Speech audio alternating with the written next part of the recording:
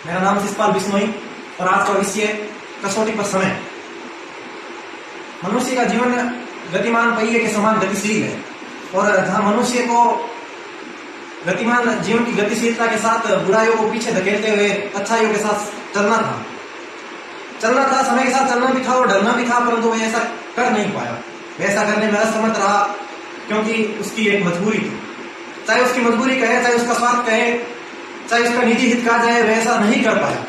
वह समय की कसौटी पर खरा नहीं उतर पाया और वह समय की कसौटी पर हर जगह खरा नहीं उतर पाया। चाहे बात शिक्षा के क्षेत्र में की जाए, चाहे बात पर्यावरण के क्षेत्र में की जाए, चाहे बात किसी अन्य क्षेत्र में की जाए, वह समय की कसौटी पर खरा नहीं उतर सका और वह समय के साथ ढल नहीं सका और चल नहीं सका।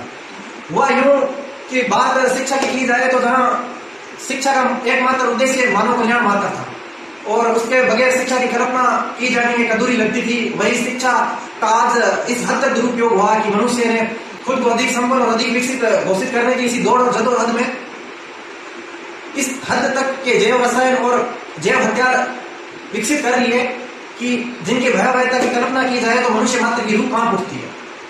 और ऐसा ही कुछ हुआ हमारे धर्म और मजहब के साथ। विज्ञान और वैज्ञानिकों के तर्क ने धर्म और मजहब को गलत सिद्ध किया।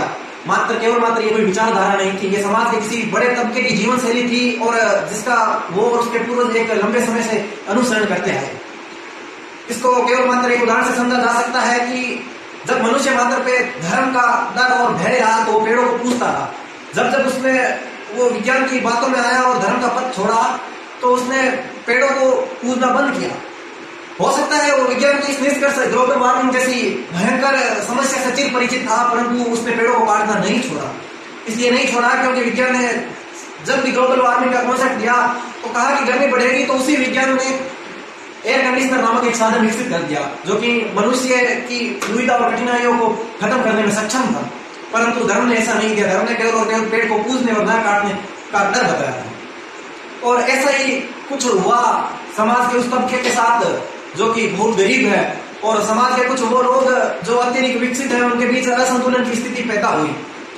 और वर्तमान के समय में किसी व्यक्ति की संपन्नता और उसको किस हद तक की इज्जत दी जानी है वो केवल और केवल उसके धन बल के आधार पर निश्चित किया जाता है। और ऐसा ही कुछ हुआ, समाज के गरीब तबके ने अमीर बनने के लिए इस हद तक के अनैतिक मार्ग का चुनाव किया कि उसने प्रकृति का कतई ख्याल नहीं रखा और वो प्रकृति को नष्ट करने में उसने अपने प्रयास किए।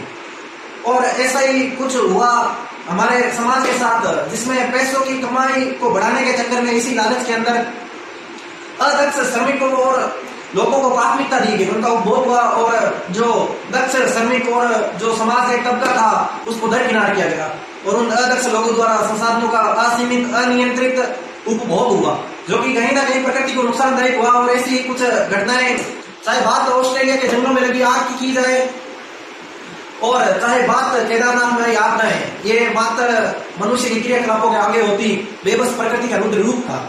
फिर भी मनुष्य ना चाहता तो आज संपूर्ण राष्ट्र और संपूर्ण विश्व है कोरोना जैसी महामारी के सामने खड़ा है, जहां उसे ये तय करने में हिचकिचाहट हो रही है कि उसका भविष्य बचेगा या नहीं बचेगा। वो इतने साधन संपन्न होने के बावजूद भी बेबस है। जहां मनुष्य पृथ्वी पर पानी को सुखाकर चांद पर पानी की खोज में निकल चुका था, जहां मनुष्य अपने हितों को प्राथमिकता देते हुए 10,000 ऊँटों को मारने का आदेश केवल इस वजह से दे दिया जाता है कि पानी की कमी है। महज घटनाएं थी जहां मनुष्य समय की कसौटी पर खरा नहीं उतर सका और प्रकृति ने अपना रूप दिखाया और आज मनुष्य बेबस है इसके।